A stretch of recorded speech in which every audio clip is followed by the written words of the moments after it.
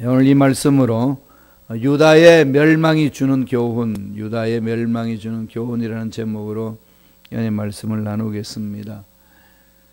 드디어 남조 유다도 멸망을 당합니다. 이렇게 해서 유대인이 자기 스스로 독립국가로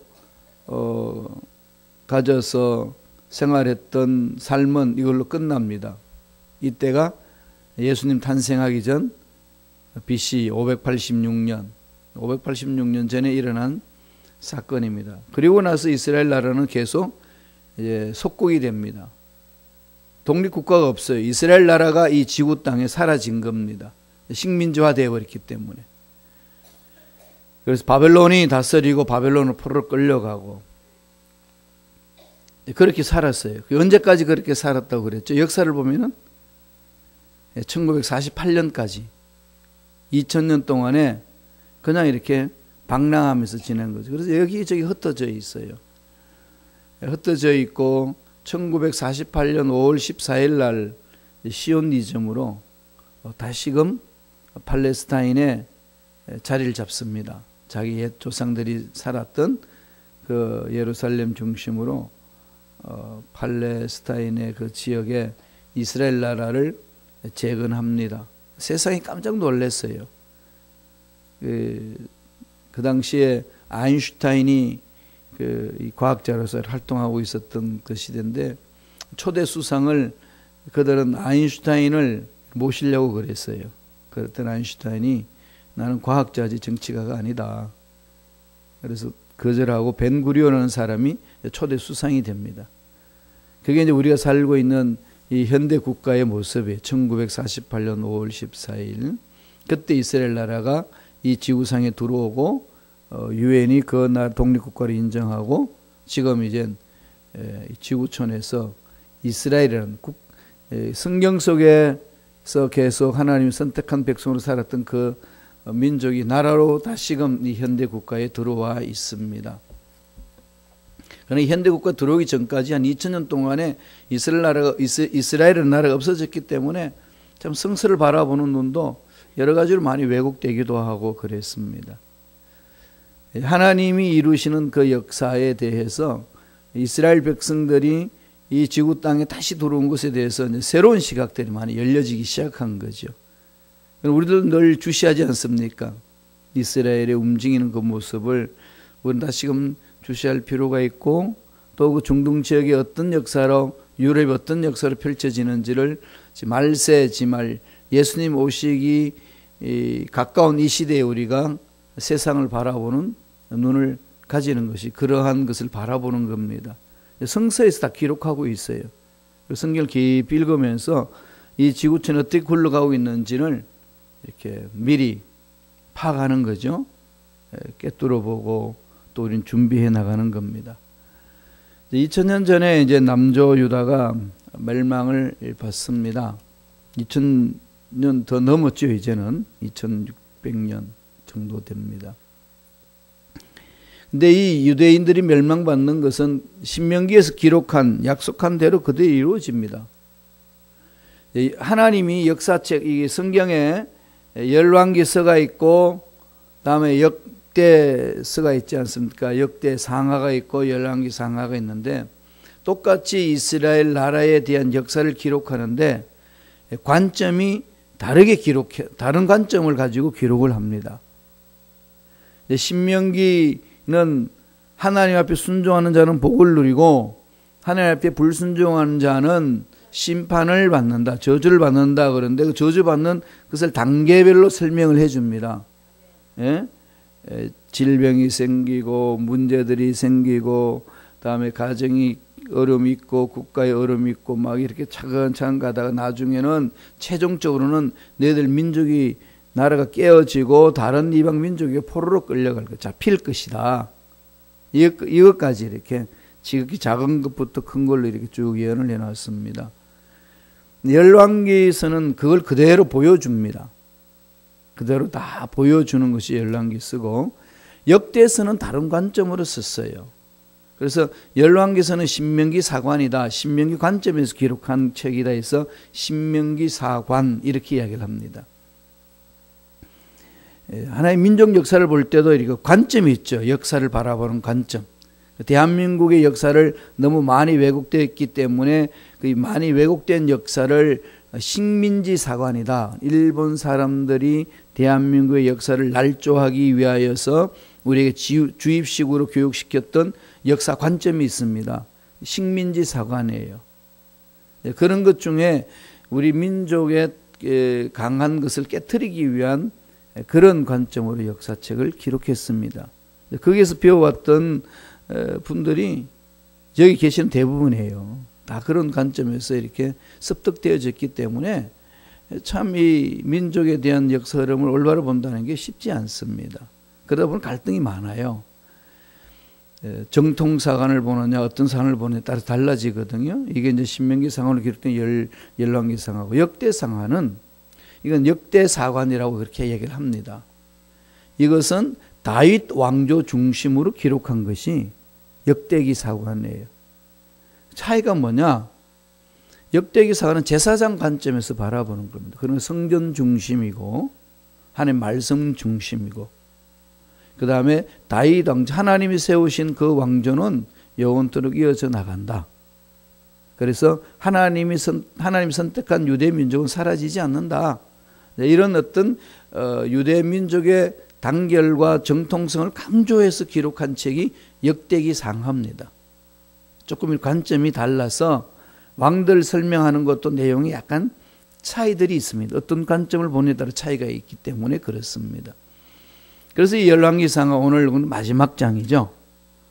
이 대체적으로 나오는 것은 그냥 딱 한 주제예요.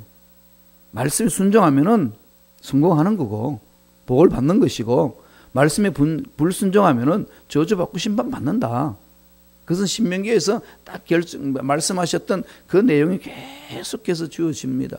그래서 기록하는 그 왕들의 역사에 대해서도 하나님 올바로 섰던 왕들은 다윗의 길로 갔더라 그렇게 설명을 하고 있고 하나님의 올바른 길을 가지 않았던 것은 우상 숭배를 했던 여로보암의 길을 이야기를 합니다. 여로보암의 길로 갔더라. 항상 그렇게 나오죠. 다윗 길로 갔고 하나님의 말씀에 순종함에 갔더라라고 이야기하는 것이 이 하나님의 역사를 대해서 풀어나가는 방법입니다. 그 당시 나라를 바라보면은요, 남쪽 유다나 북쪽 이스라엘이나 이 부분들이 이렇게 혼동된 것은 남쪽 지역에, 남방 지역에 세력이 있습니다. 그게 무슨 세력일까요? 애굽의 세력. 이집트의 그 세력이 강대국이었지 않습니까? 오랫동안 그 당시 선진국으로서 그 지역을 다 지배하고 했던 나라입니다. 바로 왕 시대 때 애굽의 세력이 있고, 그리고 북쪽에는 늘 나라들이 새롭게 생성되면서 세력 다툼이 있었습니다. 북쪽 이스라엘을 멸망시켰던 나라가 아시리아입니다. 아시리아. 그리고 아시리아가 크면서 아수르 있죠. 시리아, 아람 군대. 이들이 이스라엘 계속 괴롭혔는데 아시리아가 일어나면서 그 나라를 다 정복해가지고 강대국을 만듭니다. 그 강대국이 북쪽 이스라엘을 멸망시킨 거죠. 그럼 그렇게 일어나고 있는데 그 당시에 또 어떤 나라가 일어났나 하면은 바벨론이라는 나라가 막 신흥국가로 일어나기 시작했습니다. 결국은 바벨론 일어나가지고 아수르를 멸망시키고 그 중동 지역 전체를 장악을 합니다. 북쪽에는 바벨론 세력이고 남쪽에는 애굽 세력이에요. 이 유대 민족이 그 강대국 사이에 끼어 있습니다. 대한민국이 그렇죠. 대륙 세력이 있고 해양 세력이 있잖아요. 해양 세력이 어디입니까? 미국과 일본 쪽이고 대륙은 중국과 러시아 이쪽이죠. 그 사이에 대한민국이 끼어 있습니다. 그럼 정치가들은 어떤 생각을 품을까요? 어떤 강대국 갖고 손을 잡고 가느냐에 따라서 우리나라를 어떻게 부강하게 만들 것인가 늘 그런 거죠. 중국하고 손잡느냐 일본과 미국하고 손잡느냐 늘 이것이 이 정치인들 사이에 오락가락합니다. 어려운 점이 있죠. 그런 중에서도 하나님의 은혜로 이 강한 나라 속에서 우리는 멸망받지 않고 잘 지탱해 왔어요. 지금 유대 나라가 그런 비슷한 상황입니다. 그런데 결국은 하나님 말씀대로 순종하면 승리할 수 있다는 것을 늘 가르쳐 줬음에도 불구하고 이스라엘 백성들이 조금만 잘 풀어지고 살만하면 하나님을 자꾸 등집니다. 자꾸 세상으로 끌려가요.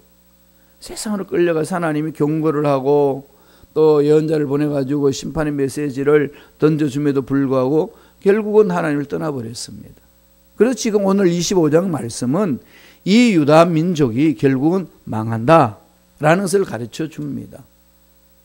거기에 어저께 봤듯이 왕 이름이 참 그 유대가 멸망받기 직전의 왕들입니다. 여호야김, 여호야긴, 그 다음에 마지막 왕이 시드기야, 시들시들해서 넘어지는 왕, 시드기야, 이게 있어요. 그리고 여호야김, 여호야긴, 시드기야, 이 짧게 통치하면서 그 세 왕에 의해서 다 바벨론의 포로로 이제 끌려갑니다. 그래서 70년간 한많은 세월을 보냅니다. 그럴 때에 예언한 왕이 예언자가 있습니다. 예레미야 예언자입니다. 예레미야 잘 아시죠? 눈물의 선지자. 하나님이 예레미야를 불러가지고 이스라엘 백성들에게 선포하라고 그럽니다. 애굽을 따라갈 거냐 바벨론을 따라갈 것이냐 이렇게 설왕설래하고 있는 그 상황 속에 예레미야 선지자를 보내가지고 하나님 말합니다. 이 백성은 내가 책임지는데 이들의 죄악을 벗겨내야 되기 때문에 이들의 죄악을 벗겨내는 방법으로 바벨론한테 붙이겠다. 그래서 바벨론에 70년간 포로 생활하도록 만들겠다. 그러니까 네가 왕들한테 가가지고 애굽한테 가려고 그러지 말고 바벨론한테 항복해라. 이게 하나님이 훈련하고자 하는 계획이다. 이게 하나님 메시지였습니다. 항복하라는 거예요. 그럼 민족주의자들이 보면은, 그러니까 영적으로 눈이 깜깜한 사람이 보면은 이 예레미야는 뭐가 될까요? 매국놈이 됩니다. 그죠? 나를 팔아먹는 사람이 되잖아요. 이 무슨 말이냐. 그런데 거짓 선지자들은 우리가 살 길은 바벨론이 아니고 그래도 남쪽에 애굽 사람을 따라가야 됩니다. 애굽의 힘을 빌려가지고 나라를 건져보려고 난리쳤습니다. 그 구한말 시대 때에 이 남쪽이냐 북쪽이냐 이걸 참 대한민국이 시끄럽지 않습니까? 지금도 그런데요. 이 유대인들이 그 당시 멸망받기 전에 그랬습니다. 그래가지고 바벨론이 들어왔을 때에 군이 들어왔을 때에 왕이 가만히 보니까 힘은 그래도 애굽 힘을 빌려야 되겠다고 해서 애굽 쪽으로 갑니다. 시드기야 왕이.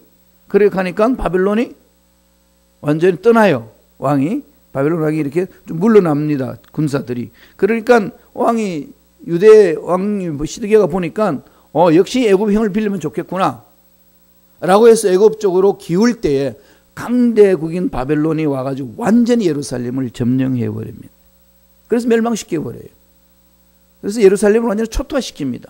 그리고 예루살렘에 있는 그 하나님이 쓰신, 하나님께 예배 드릴 때 쓰는 그 모든 기물을 다 가지고 가고 유다에 남아있는 모든 일꾼들을 다 포로로 끌고 갑니다.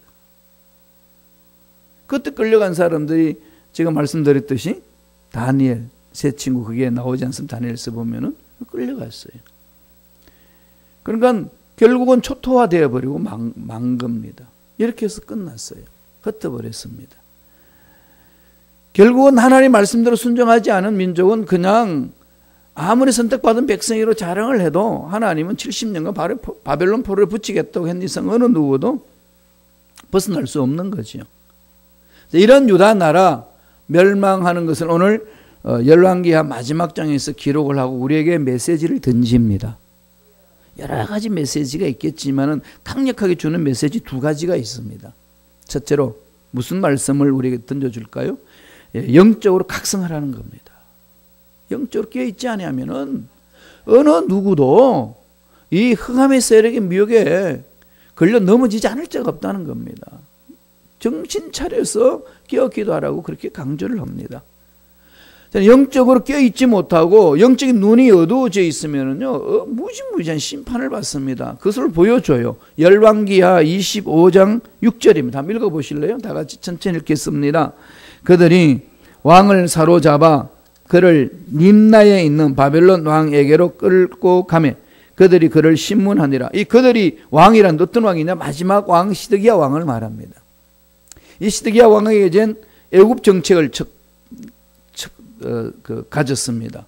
그래서 남방 세력 힘을 입어서 지켜보자. 그런데 하나님은 그러지 말라고 그랬습니다. 너희들은 이미 죄악으로 인하여 심판 받아야 되기 때문에 오히려 바벨론하고 손잡고 가라. 그러면 그 기간 동안에 훈련 잘 받고 70년이 차고 난 후에 회복할 것이다. 하나님의 심판이 있어도 하나님의 뜻이 있었습니다. 그런데 시드기야는 눈이 멀었어요. 안 봅니다. 그래서 애굽으로 가다가 바벨론한테 완전 멸망을 받는데 전세가 불리하잖아요. 시드기야가 그 예루살렘을 지키지 않고 도망을 갑니다. 도망을 가는 그 시드기야를 바벨론 군사들이 따라가서 잡습니다. 그 말씀이에요. 왕을 사로잡아 가지고 바벨론으로 끌고 갑니다. 그걸로 끝난 게 아닙니다. 25장 7절 보세요. 다 같이 한번 읽어볼까요? 그들이 시드기야의 아들들을 그의 눈앞에서 죽이고 시드기야의 두 눈을 빼고 노사슬로 그를 결박하여 바벨론으로 끌고 갔더라. 한나라의 왕이 너무 비참하게 끌려가는 거죠. 이미 다른 왕들은 끌려가가지고 바벨론 가 있고 1차, 2차 이렇게 끌고 갔습니다. 마지막이에요. 그런데 시드기야를 끌고 가는데 모든 그 신하들 보는 속에서 완전히 그냥 쇠사슬에 묶여가지고 끌려가는 모습이에요. 죄수의 모습으로. 그리고 사랑하는 아들들이 시드기야 눈앞에서 참수를 당합니다. 이러한 그 절망의 상황으로 가는 거죠. 그러니까 이 죄악에서 물들어져 있는 사람의 결론은 어떤 것인가를 보여줍니다.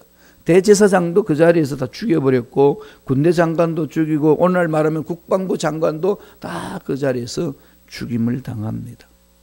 그런데 여기서 보면은 시드기야는 두 눈을 빼앗기는 거죠. 25장 7절에 보면은 시드기야의 두 눈을 빼고 참 이게 너무 비참하잖아요.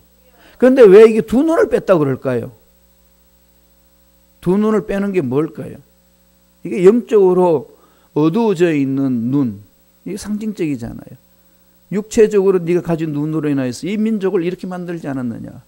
최후 심판이 그럽니다. 영적으로 눈을 뜨라. 우리에게 각성시키는 거죠. 우리가 영적으로 눈을 뜨지 못하면은 당한다는 겁니다. 이 예루살렘이 멸망하는 걸 보면서 저와 여러분이 말세 지만에 정말로 정신 차려서 몸부림칠 부분이에요. 영적으로 눈을 뜨셔서 하나님이 무엇을 원하신지를 깨닫고 그에 순종하는 저와 여러분 되길 축원합니다. 정말 이분 중요한 부분이에요. 이 메시지를 던지는 거죠. 두 번째는요. 하나님이 참 아름다운 하나님의 그 넓은 마음을 우리에게 전해줍니다. 절망 중에도 희망을 포기하지 말라는 거예요. 그 메시지가 있습니다. 절망 중에도 희망을 포기하지 마라. 말씀을 볼까요? 열왕기하 25장 27절이에요. 다 같이 열왕기하 25장 27절 다 같이 한 목소리 읽겠습니다. 유다의 왕 여호야긴이 사로잡혀 간지 37년 곧 바벨론의 왕 에윌모로닥이 즉위한 원년 12월 그달 27일에 유다의 왕 여호야긴을 옥에서 내놓아 그 머리를 들게 하고 이미 여호야긴은 포로로 끌려갔어요. 그리고 제술에 있습니다. 잡힌 지 몇 년이죠? 37년. 70년이라는 세월 동안에 포로 생활을 해야 되는데 37년을 보내고 나서 하나님이 여호야긴을 회복시킵니다. 여호야긴이 바벨론에 끌려가가지고 죄수로 있던 그 삶을 정리하고 왕으로 이렇게 살아갈 수 있도록 길을 열어줍니다. 그렇게 했더니 28절 보세요. 28절에 바벨론 끌려갔던 포로로 끌려갔던 여호야긴 왕, 시드기야 왕 이전의 왕입니다. 그래서 여호야긴 다음에 시드기야가 돼서 멸망했잖아요.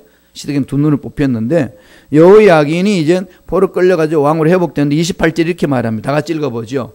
그에게 좋게 말하고 그의 지위를 바벨론에 그와 함께 있는 모든 왕의 지위보다 높이고 세우는 거죠. 포로가 아니다. 포로로 끝나는 게 아니다.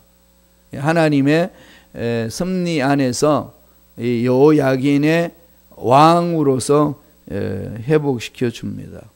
이게 뭘 말씀하시는 건가요? 하나님은 심판 중에도 하나님의 긍휼함이 있습니다. 진노 중에도 긍휼함이 있는 거죠. 그래서 이 하나님의 긍휼하심 성품에 우리는 의지해서 절망 같은 상황 속에 놓여 있단다 할지라도 절망하지 않고 힘을 가질 수 있는 근거가 여기에 있다는 겁니다. 하나님은 궁극적으로 우리를 치유하고 살려주시고 행복하게 살 수 있는 길을 열어주시는 분입니다. 그렇게 원하고 계셔요. 그래서 심판도 뭐냐? 하나님의 긍휼하심의 하나의 모습이라는 겁니다. 꼭 부모가 자식이 잘못된 길로 갈 때에 이 매를 들어서 분명하게 바로 버릇을 잡으려고 하는 그것처럼 그건 부모의 사랑이지 자식을 죽이기 위하여 매를 드는 것 아니지 않습니까? 동일합니다. 이 아버지 마음의 사랑을 깊이 체험하라는 것이 메시지에서 우리에게 가르쳐 줍니다. 그러니까 진노 중에도 하나님 긍휼함을 잊지 마옵소서. 사업이 힘들고 직장생활 힘들고 가정에 어려움이 있고 자녀들 또 여러 가지 어려움들이 있을 때마다 그걸로 가지고 내가 무슨 죄 때문에 이러냐 이런 죄책감에 빠져가지고 절망할 문제가 아니라는 겁니다. 뭘 해야 되는 거죠? 하나님의 긍휼을 기대하는 겁니다. 하나님 진노 중에라도 긍휼함을 잊지 마옵소서 부르짖으셔야 돼요. 그걸 우리에게 메시지로 던져줍니다. 사무엘상 2장 6절 7절에 보면은 하나님이 모든 것을 주관한다는 사실을 가르쳐 줍니다. 한번 읽어볼까요? 다 같이 읽습니다. 야훼는 죽이기도 하시고 살리기도 하시며 스월에 내리게도 하시고 거기에서 올리기도 하시는도다. 야훼는 가난하게도 하시고 부하게도 하시며 낮추기도 하시고 높이기도 하시는도다. 모든 권한이 하나님 손에 있다는 거죠. 모든 권한이 하나님 속에 있습니다. 절망 같은 문제를 만났을 때 이걸 잊지 말라는 겁니다. 물론 그 절망 같은 상황을 놓이기 전에 늘 하나님 우리 하는 말씀 주시는 것은 영적으로 각성을 해가지고 하나님이 기뻐하시는 멋진 삶을 살라는 것이 첫 번째 메시지입니다. 그건 강한 거지요. 그러나 연약하기 때문에 넘어지고 쓰러질 때 많이 있지 않습니까? 감당치 못한 일로 인하여서 우리가 정말 주저앉을 때가 있습니다. 그럴 때에 있을지라도 그냥 절망 속에 빠지지 말라는 것이 메시지예요. 하나님의 그 넓은 마음을 어떻게 우리 다 이해하겠습니까? 그러니까 우리가 몸부림칠 수 있는 것은 진노 중에도 하나님 긍휼함을 잊지 마옵소서 부르짖는 거죠. 일이 잘못되면은 내가 저주를 받아서 심판받구나 여기만 머물지 말라는 겁니다. 그래서 하나님의 긍휼함을 바라보고 사모하는 거죠. 하나님 안에 있구나 모든 것이 다. 하나님이 다스리시는구나. 그래서 하나님 지은 죄를 회개하고 돌이킬 때에 하나님의 긍휼을 인하여서 다시금 회복되는 역사가 임할 줄로 믿습니다. 이거죠. 그러니까 심판받는 상황 속에서도 우리 인간의 눈을 가지고 바라보면 절망밖에 없습니다. 안 되는 일 앞에 우리 눈으로 보면 절망이지만은 하나님의 눈으로 보면은요 절망 가운데서 희망이 있다는 겁니다.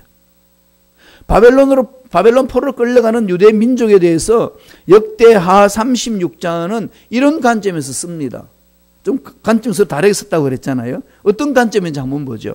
역대하 36장 20절과 21절입니다. 다 같이 목소리 천천히 읽습니다.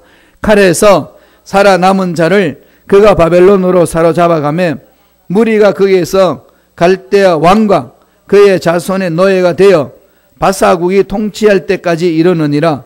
이에 토지가 황폐하여 그게 없나요? 예, 21절 있는데 이에 다 같이 읽습니다. 이에 토지가 황폐하여 땅이 안식년을 누린같이 안식하여 70년을 지냈으니 야훼께서 예레미야의 입으로 하신 말씀이 이루어졌더라. 바빌론한테 이제 끌려갔잖아요. 포로로 70년 동안 포로 생활하는 거죠. 그러면 70년 포로 생활을 할 점에 놓아주시는 하나님 섭리는 뭐죠? 예, 바사국. 우리 성경은 바사국인데 이게 영어로 말하면 페르시아를 말합니다. 페르시아를 그냥 발음 나름대로 페를 비읍을 하고 바사 이렇게 번역을 했어요. 그래서 혼돈이 돼요. 바사국은 페르시아고 오늘날은 이란을 말합니다. 바벨론은 오늘날 이라크를 말하고. 그런 어떤 그들의 역사 전통이 있는 거죠. 바사국, 페르시아가 바벨론을 멸망할 때까지 포로로 있습니다. 그때까지가 몇 년이죠? 70년. 그런데 70년의 포로 생활을 21절에 역대하 36장 21절 이렇게 말합니다. 이에 토지가 황폐해 땅이 안식년을 누림같이 안식하여 70년을 지냈으니 야훼께서 예레미야의 입으로 하신 말씀이 이루어졌더라. 다른 관점으로 보는 거죠. 역대하에서는. 역대기에 기록하고 이 신명기 사관으로 기록한 열왕기 상하에 기록하고는 이런 관점이 다릅니다. 하나님은 뭘 말씀하시는 거죠? 하나님의 눈에는 그 70년 포로가 노예로 끝나는 삶이 아니라 하나님 안에서 안식을 누릴 수 있는 해로 만들어 주신다는 겁니다. 그게 뭘까요? 지은 죄악을 돌이키고 하나님 올바로 설 수 있는 길을 열어 주신다는 거죠.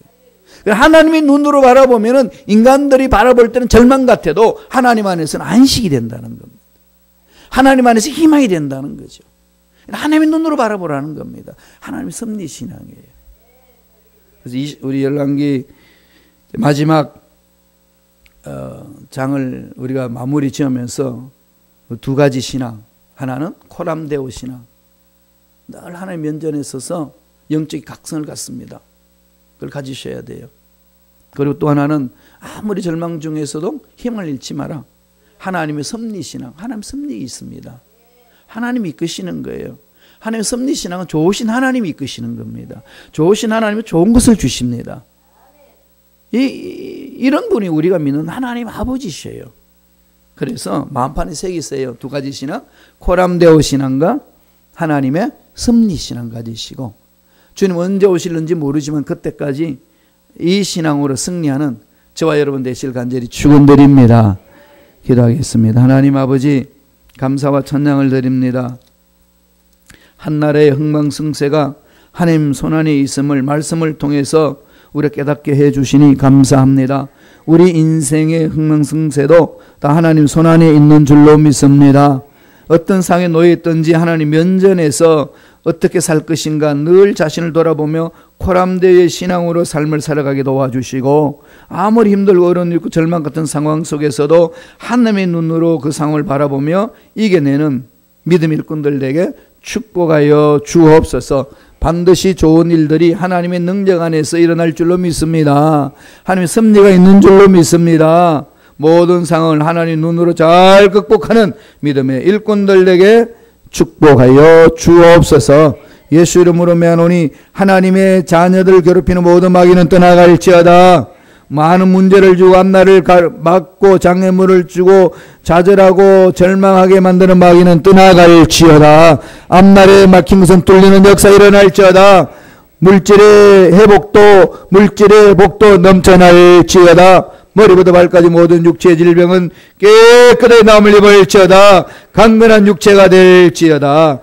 하나님 은혜에 감사히 귀한 예물 드립니다. 예물 드린 손길마다 축복해 주시고 은혜로 더하여 주옵소서. 이 예물이 쏘이는 곳에 하는 날 확정되기를 원합니다. 간섭하여 주시고 다스려 주시고 하나님의 뜻만 하나님의 위대하심만 드러나는 복된 예물 되게 축복하여 주옵소서. 감사하고 예수님 이름으로 축복하며 기도드리옵나이다. 아멘.